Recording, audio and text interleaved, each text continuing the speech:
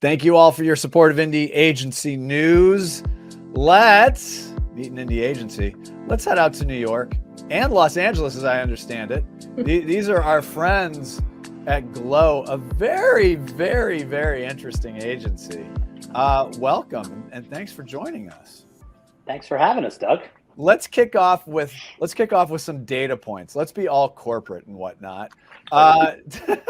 Tell me about when the agency was founded. 24 years ago this past May, so heading into our 25th year. Now, it evolved. So the agency clearly evolved. And Howie, we're going to talk about your music background there in a second because we got some gold and platinum records back there. But talk about the evolution of the agency. So the agency, like I said, started 24 years ago. It was very well known in entertainment circles for creative, for a lot of display media, a lot of app builds. The two founders, Pete and Ted, were, and their managing partner, Mike, were three people that I became very close to professionally. We shared a lot of clients. I was at the time running a digital shop in the city, and we would bring them to the table for a lot of the creative, or they would bring us to the table for a lot of the ideation, the strategy, the thinking. And about 11 years into my 12-year run at the prior agency, I decided it was time for a new challenge. And I wanted to either start my own company if I had that opportunity, or find a company that did not have strong social offering, but had a strong base and a strong client base. And really connecting and valuing the way Pete, Ted, and Mike saw the world, saw business.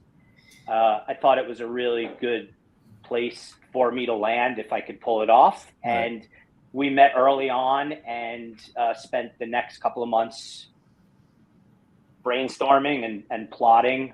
I left past agency, joined Glow, and so the services evolved immediately. I brought in a real strong social practice, and then even since then we've evolved. Our creative and strategy are stronger than they've ever been.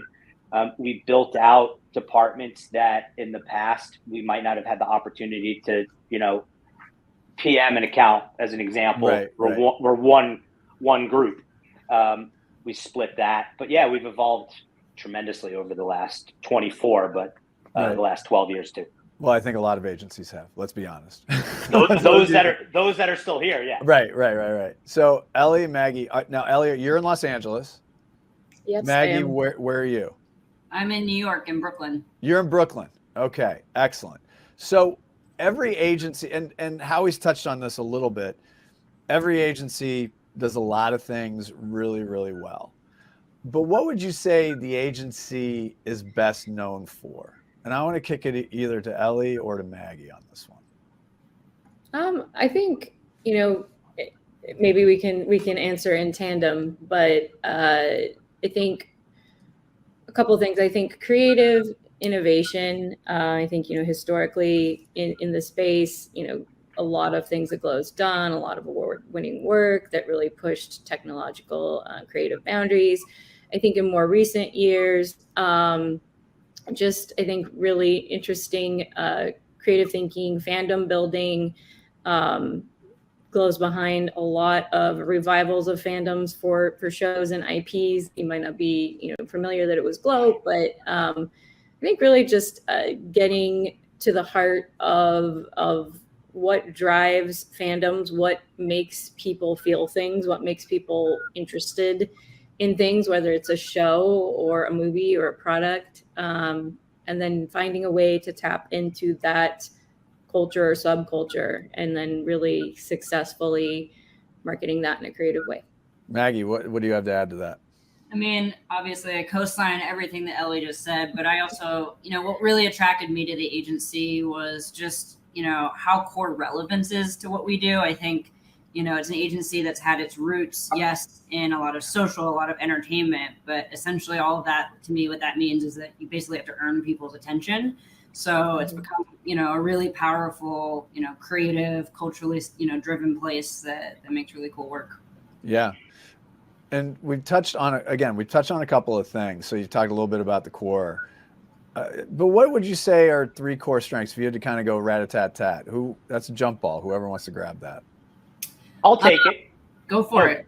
Go, Yeah. Maggie. You look. No, go for it. I was going to sort of just take what the two of them just said and deliver it in a way where it's award-winning social and fandom building Right. for very specific brands. So you look at Westminster Kennel Club. We spent the last decade working with them and promoting the dog show for the last 10 years. We are the social AOR for Roku. We work NBA, HBO, the WNBA, Paramount Plus, MGM Plus. These are our clients of ours where, and then you bring back everything Maggie and Ellie just stated. It's award-winning social fandom building. I want to touch on the Westminster Dog Show for a second. Okay. Do you remember Daniel, the golden retriever? Sure. He was robbed. Daniel was robbed. Wow. I'm sorry you feel that way. I there's people I could introduce you to. You could have that call. You could express yourself. Our golden retriever, it took her weeks to get over that. By the way. Oh, Daniel you haven't gotten over it yet. Oh God, no. No, Daniel was robbed. Scarred for life. No, not scarred for life. But I thought that was just funny. No, it's very cool, and I love that there's specificity but breadth as well, right? And so what I really appreciate about the 3 of you, and then that extends also out to the agency. How have you been in the music business, Ellie? Clearly the creative side of this is, you're bringing such a good vibe to it.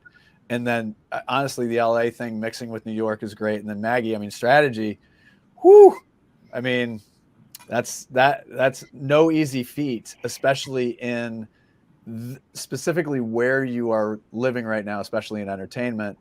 It just simply is, it's challenging, but also incredibly rewarding. Maggie, I want to talk to you a little bit about this though, strategically, because there's so much. Strategically, how do you think about breaking through and getting signal as opposed to noise? Well, I think, obviously it's challenging, but what I, at least, for my team and the way that we look at it, I think it's always very people-centric or fan-centric if we're talking about entertainment, right? I think it's very easy to kind of want to look at all the data, all the sources, everything that's out there and show everyone what you've got. But I think, again, at the end of the day, what you're trying to do is make somebody feel something or, connect in some way. And so I think if you're very focused on what role you want to play in people's lives, what people need, what they're thinking and feeling, it becomes simpler, not necessarily easy, but simpler to strip away some of that noise. Right.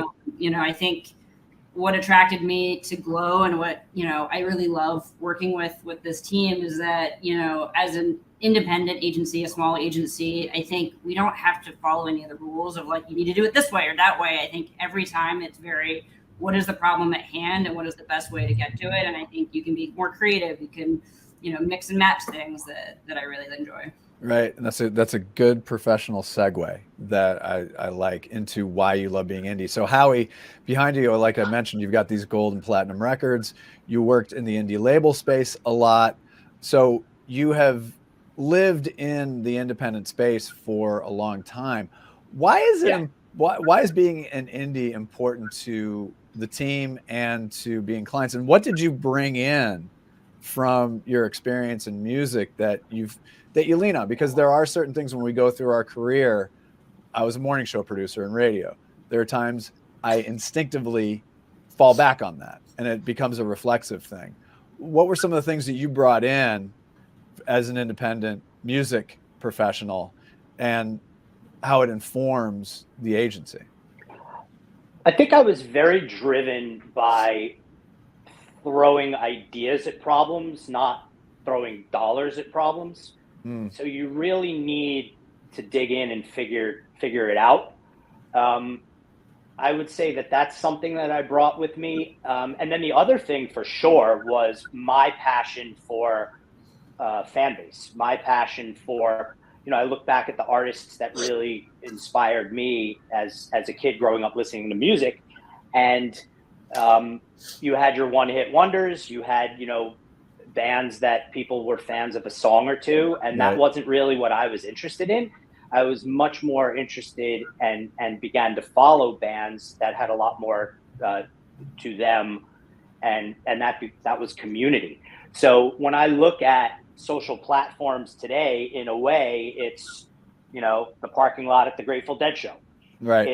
It's the evolution of that, and you oftentimes learn it's sometimes more what not to do than what to do. And when you have respect for community and you truly understand that, you really can build and nurture, or help to build and nurture. When, I look at, okay, so radio, trying to get a radio station to play a record, I worked with a lot of bands that didn't have the dollars behind them, had some fan behind them, that momentum. But what we tried to do was figure out workarounds to, well, I can't do this big promotion with the radio station, but maybe we could offer the band for free to the radio station. And all the ways we tried to get college airplay is the same way we tried to get commercial airplay. And it really worked. And I don't think you would have been able to do that if it were not for me being in an independent environment where it was really a lot of, well, what do you think? Passion, follow your heart. Right. And it led to creating ways of getting airplay. It led to creative ways of selling concert tickets. So I would say community and ideation versus big budget, spend money to make a difference. It really became, it was a little more authentic. Yeah. And I think that's such a huge thing to grab onto internally as the agency, because there is a spirit that's through that. And even if you are working with bigger budgets, when you have that spirit running through, that can only be good for everybody. And we will talk about whatever happened to Duncan Sheik, but that's a different show for a different time. Ellie, I want to go over to you and let's talk about why a brand should work with the agency. What is, in your mind, the main agency or the main reason that a brand should work with Glow? I think, there's a lot of great reasons to work with Glow, obviously. But I think that one thing that you get here, which I think is also intrinsic to the fact that we are an independent agency, and one of the things that draws me most to independent agencies is, our success is your success. If you hire Glow, we're not, Glow is Glow. We're not backed by some big holding company. We don't belong to a group, and we are very genuinely vested in accomplishing what our clients need to accomplish. And, it's personal for us. And you have a group of people, and I can say this, I think more so, and I've been at many agencies. I've been at lots of independent agencies too, but I think, people here truly care. They care about other people. They care about the clients, and they care about the goals. And I think you get like that heart, and leading with that heart really shows, and it shows in the results, it shows in the work, and it shows in the relationships that we build and grow and sustain. So I think that that's a huge part of it. Beyond, the obvious, me wanting to plug my amazing team, creative team. We've got insane talent at Glow, and talent team I'm really proud of and really excited to work with, on like Maggie's team or in our account team. Everybody's great. Right. But I think that it truly comes down to the attitude and how much people care, and how much we care to, truly make things that matter. And as Maggie mentioned, make people feel something, because what's the point if you don't? So. Yeah, I like that. Let's move on to talent. That's another great segue there. I like how you're just letting me flow this in one to another. Maggie, I want to ask you this. Why should talent put Glow on their list? And you can look at that one from, and I'm trying to stall for you a little bit. But no, great question. I mean, I can tell you as a couple reasons, both ones that, I think what attracted me here as well as attracts people here now. I think is definitely, we have incredible clients. Honestly, we literally have the best clients in the industry. I'm sure lots of agencies say that.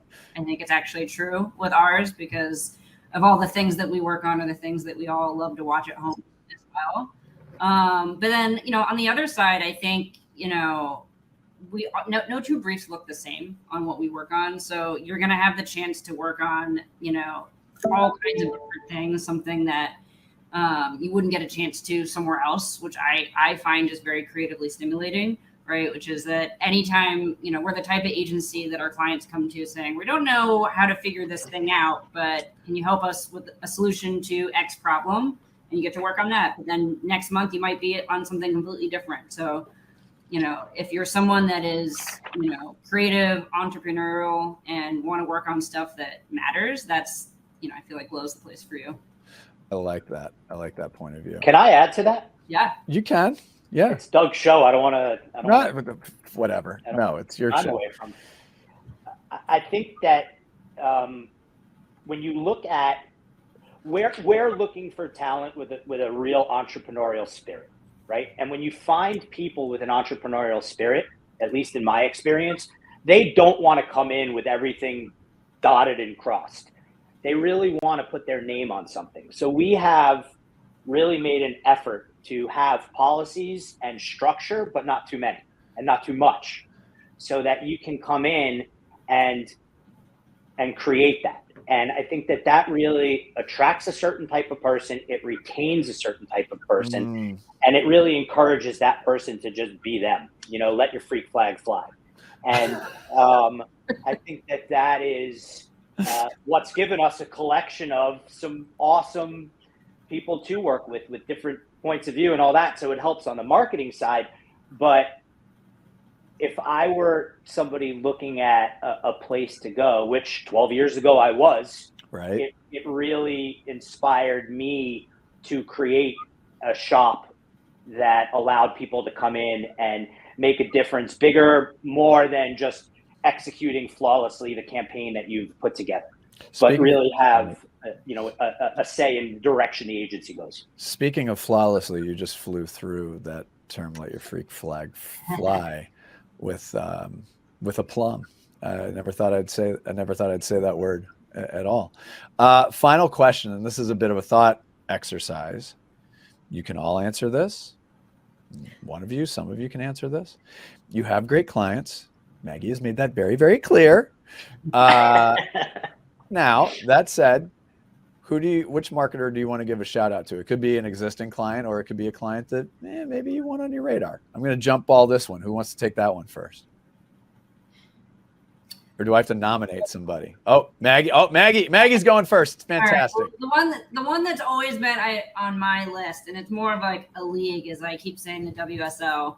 I would love to work more in women's sports. We do some now, but I would love to pair up, because I just think that especially women's soccer is at such an interesting spot right now, where they're not just promoting obviously individual games, but really building a fandom and a movement that's growing exponentially. So that's number one on my list. But Portland Thorns. I have one. Portland Thorns. I have one too. Yeah. I mean, I would love to, obviously, I think A24 is a client that's on my list. So, hey, Graham Retzik, CMO, head of creative marketing and brand at A24, would love a chance to chat with him. So. I like that. All right, Howie. I would say a brand that definitely inspires me frequently is Patagonia. I going back to the authenticity and just kind of hanging your hat on what you stand for. I think they live it. And as a consumer, I've always been intrigued by not just the quality of their clothing, but their place in the world, in culture, and and they put their money where their mouth is regarding the environment. And I just think that's a real special place. Couldn't agree more. So call me. All right, real quick. I can see Anna Nalick. I can see Teddy Geiger. What are a couple more of those platinum and gold records behind you? There's a Pink Floyd Echoes greatest hits package that I Uh-huh. worked on. Joan Osborne, Hootie and the Blowfish Okay. were amazing. What else is up there? Um, Vanessa Carlson, right? Oh, yeah. Vanessa Yeah. Carlton, that was a blast. Sorry, Vanessa. Matchbox 20 is back there. But Of yeah, course, Matchbox 20 is back there. and Duncan Sheik's not, but we could talk about I just, what next time we you know can. what? If you go deep in that record, and by the way, we still call them records, by the way. That record's solid. Absolutely. That record is very solid. And listen, with family in New Jersey, he's from New Jersey. So I just, So is Blues Traveler. I know they are. They're up there too. I mean, it's just, Princeton boys. John Mayer got his thing, and he's from Connecticut. But Duncan Sheik, don't ever sleep on Duncan Sheik. Okay, I'm just John Mayer grew up around the corner from where I live in Connecticut. yeah, Oh, really? yeah, and he went down to Georgia and did his thing, and so there you go. And I saw All him right. this summer with Dead and Company. Anyway, next Yeah, time. yeah, next time for sure. Maggie, Ellie, Howie, my hair twin, thank you so much for joining us, and best wishes for continued success, everybody.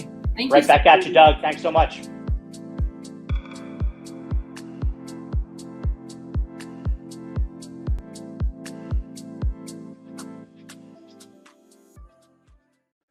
Hello, everybody. Thank you so much for your support of Indie Agency News as I scratch my eye. And why wouldn't you do that? You know what? Let's meet an indie agency. I'm going to keep that in there. Kate Wolf. I mean, we I got love to keep it. that in. We got to keep that in, right? 100%. It's an organic moment. I love it. Truly An authentic to who you organic- organic, authentic moment. Truly, we pivoted to end up here. Should we just try to be as corporate sounding as we can? 100%. We're gonna find synergies all the way through. I'm Well, not it was even an mad. authentic, yeah, it was an authentic, organic moment that we were allowing Yeah. ourselves to pivot to. So yes. Perfect. So, all right. So we are in Los Angeles. Well, I'm not. I'm in Portland. You're in Los Angeles. The agency, Lupine Creative. So those of you that understand that Wolf, Lupine, right? Yeah. As my wife likes to say, too creative to name it after her, too vain to not. Started as a copywriter. What's Latin for wolf? Here we are. I Lupine. started as a copywriter too. $35 per script in radio. Oh, love that. Used to write Dunkin' Donut scripts, opening on scaffolding, people eating sandwiches. Duncan. All right, Duncan. we'll get into your Boston thing here in a second, but let me ask the stock questions that I ask everybody. They're not stock. It's contextualized. It's to contextualize all of this. So we've covered the agency name. When did you found the agency? We were founded in 2020, which has been a wild ride. Started it in February of 2020. So obviously was not expecting some of the things that we all know came to be in 2020 in February. Sure. Yeah. So what did that feel like? I mean, it was like, Well, I waited a long time to start my own shop. I was at another place beforehand and loved that job. I consider that the best job I've ever had and hopefully the last job I'll ever have. But when I left, it's a blessing and a curse. It was very hard in the beginning, especially because we started with an experiential arm, with Lupine. So that was a big part of our movement and momentum. And we got a really big client that obviously was canceled around, at the end of March and had to lay off the staff I had just hired. And, that was really tough. But I also look at it like, hindsight is 2020. Looking back on that, I think if I was still the role that I was prior and I hadn't left right before, I probably would have been there because I'm an empathetic leader and I would have stayed on to help the teams. And I equate that to, it is far easier to turn around in a room alone than it is to turn a large ship. Right. So I was blessed with the ability to, shut it down and rebuild it very easily without any other input besides my own. Right. No, that makes a lot of sense. Yeah. So you're in LA, one of my favorite places to go. What would you say the agency is best known for? Oh, that's a hard question, and something I'm actually trying to define. I think indie agencies have a hard time with this. Oh, let's do it together. Let's do it together now. Okay, perfect. I love that. So here's where I'm at. I have distilled down that I think one, we make a lot of noise for our clients. We're really good at making cultural conversation. And Ooh. so what is that as a deliverable gets harder and harder. One of the things I always go back to is I say advertising and art are the same thing, except one of them needs to work. And so we make work that works, right? We make art that works. But really it's about creating some kind of truly tangible conversation, whether that's what you talk about at dinner with your family or what you take to the internet for. But truly trying to make some kind of engagement moment and conversation around your brand. Right. No, that's tracking. I get Yeah. that. Yeah. Yeah. I like that one. I like that Yeah. a lot. Now, what would you distill down? Every agency does a lot of things well, and we ask people to prioritize it. What would you say are the 3 top core strengths of Lupin? Oh, with the lists. Well, I'll say one, we have a commitment. So that's a big part of who we are as a company, both internally and externally. It's the same commitment. We leave communities and people and spaces, physical spaces, better than we found them. So when I look at that from like an employee standpoint, my only KPI, and I use that back in on us, my only metric there for every employee is that they come in and they leave. When they leave better than when they started. So that can be from gathering experience to, getting help in some kind of management training to, getting a bigger book, whatever that might be. But the whole experience tries to remain positive. And even if it's hard, it's still fruitful for you on an individual level. Yeah. And then, we apply that to the work, meaning like when we look at communities and for our target audiences, we make sure that we put the money back in the community that we're trying to address. So if we're doing anything in the queer space, we make sure that we hire queer people to make that work, with all the way down to the grip crews from a video production to the fabricators, whatever that is, we have that community in the space working on it. Same goes for any marginalized or targeted community. So that can be, the Black community to gamers, whatever that might be. We want to fuel those economies and make sure that we're paying attention And paying. Yes. For some of our larger retainer clients, we literally track the amount of money we funnel back into the place that they're trying to reach as a metric that we report on at the end of the year. And I love that. I think that's really important. And, that's honestly built off a career of, I think everybody in advertising can agree this can be taxing. It can be really hard. It feels all encompassing. And sometimes it's like, why? Because at the end of the day, we are not, for all the tropes, it's not rocket science and we're not saving lives. Right. Unless you are, good on you. But that the passion, most passionate people are in advertising. We work so hard, but I got tired of making it feel ephemeral. Right. Like, yeah. Perishable. So how do you funnel the big money or any money really into communities where there's lasting impact? Like truly you leave it better than when you came in. So you're not co-opting a voice of a community. You're finding the people on the ground already doing it, just paying them, so they could do more of it. Like, how do you do more of that? Are you willing? And so again, you and I, before we started, I was talking about how I've spent in my radio days, 5 years of it was in hip hop and R&B, and I worked in a very diverse team, and it was just, it really like hardwired me in my worldview. Still, obviously, clearly a major issue within this industry. It sounds like, well, first of all, you have to go with intention, but then intention leads to action. How did you navigate going from intention to action? And where I'm going with this is, and I, maybe Los Angeles, there is a larger talent base, but in places where it might not be as diverse, what did you need to do to get because it sounds like for the queer audience, it's like, okay, we're going to go here. That might be a little easier because you have some practice. At the beginning of the process, how did you start engaging with and sourcing those communities again, so that they could get paid and to do the work? Yeah. Well, first and foremost, I always ask everybody the same. There's 2 things that I repeat over and over and over again at Lupin. One is, and then what happens, right? Which is basically thinking through, okay, I want to know what the user journey is all the way until they're taking their socks off at night in their own house and they're getting into bed. So I want to know all the steps. because that makes you find all the holes and you can kind of think through all those pieces. The other piece is having some intention criteria at the beginning of your project or any kind of campaign, right? And making sure that you're in the upfront considering and doing all that you can do. So when things don't go the way you want, when you're hitting a wall and you're running out of time or money, or and your intent is going by the wayside of what is possible, right? We always ask, did you do all that you can do? And if you can answer that honestly, then that is okay. It's okay to fail. You learn more from your failures than your successes every time. But you should absolutely try to you should try to, with the right intention, over and over again, and try to set more time. Take the key learning. If you need more time to actually do something, then broker it in the next deal or the next project. So the way we do that is, one, break your echo chamber. Get outside of your LinkedIn, ask your friends to help. Word of mouth is extremely powerful. And that's including for people getting even new employees into your team. The other thing is, with especially indie agencies, where I'm never going to have the staff that's going to be able to be as diverse as it possibly be. There's as many ways to be gay as there are gay people. There are multitudes of Black creators. There are multitudes of Latina and Latinx creators, so we can't represent every facet of every piece of every culture at every given moment, at every given time, underneath the roof of Lupine. It would be impossible.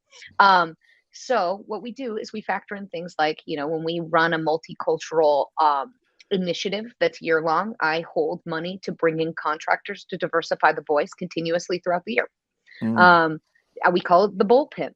It works really well. It allows us to continue to pay people that maybe I can't hire full time under the scopes of work that we currently have, but we can diversify how we spend that money across the board.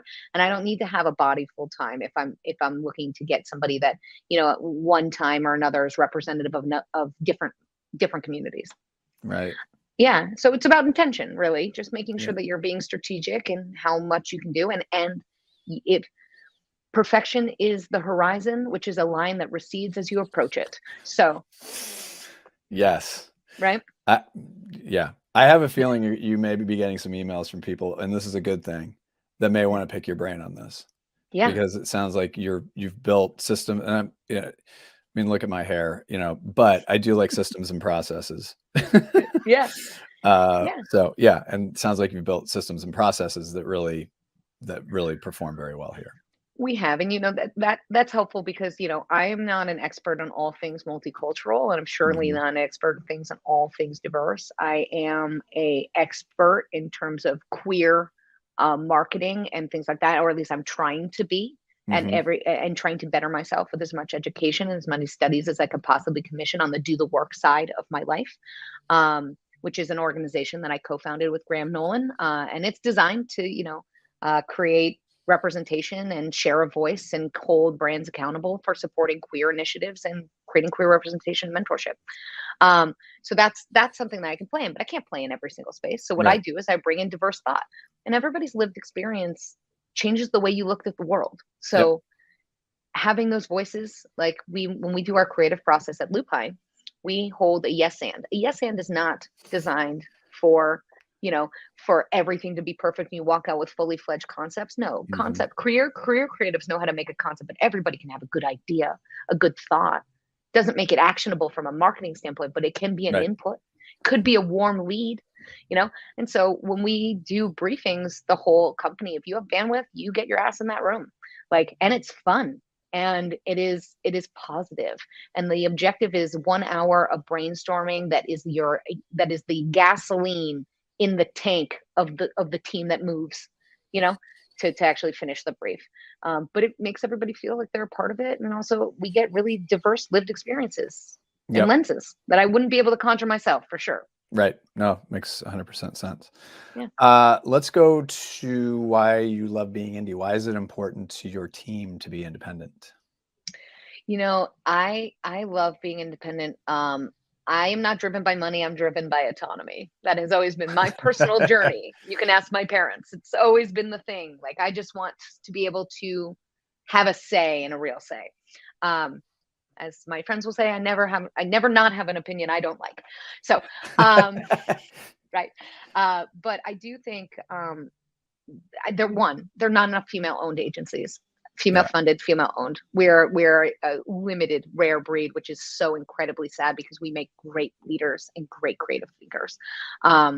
And that's, that's predicated on a ton of systematic oppression, which, riddles throughout the entire, not just advertising, everywhere. So it is, when I had the opportunity to do it on my own, I jumped at it because I was able to do that. And that is that I feel incredibly privileged to be able to do that, and want to do that. I hope more people do that. But I got my taste of indie after doing years and years of big holding company agencies, jumping from, the DDBs and the Chiats to the Hill Holidays to the, to the Publicists and the Rhineys of the world. So really touching the major corporations. And I consider those my residencies. Like, those were real training years. I jumped around different departments. I learned a ton. I feel blessed that I was in the heyday of advertising in the early 2000s, where, people were really passionate and we worked hard. We worked really, really hard. I learned so much.